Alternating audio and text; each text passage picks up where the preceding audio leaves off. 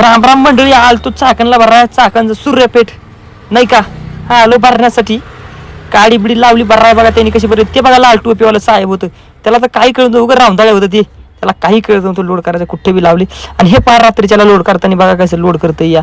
हे कुठं बांधायचं कसं याला सांगा तुम्हीच आम्हाला. आता हे असले की साहेब याला काही कानं वानायचे असे UP विहारच्याच रस्त्यात होते. आणि तिथून आल्यानंतर दादा मी साहेब भेटला, आपला जिगरी मित्र भेटला आपल्याला तिथं पुण्यामध्ये. तिथे आलं डिझेल टाकलं, डिझेल टाकल्यानंतर थोडेसे गाणे ऐकत कर्नाटक बॉर्डर पास केल्यानंतर चाललं होतं रिबीट 60-65 निवांत मध्ये. त्यानंतर आलो तर आपण सकाळी कंपनीत खाली करायला नाही का बघा. इथं खाली करायला लावली गाडी आपण बघा. सिमेंटाचं नवीन सिमेंटाची कंपनी आहे, सिमेंटाचं काम चालू आहे मित्रांनो.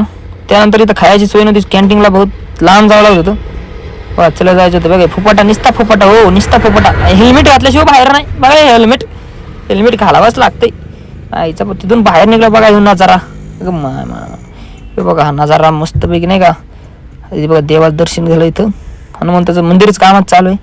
त्यांना आलं भराय सोलार भरायला आल्याच नंतर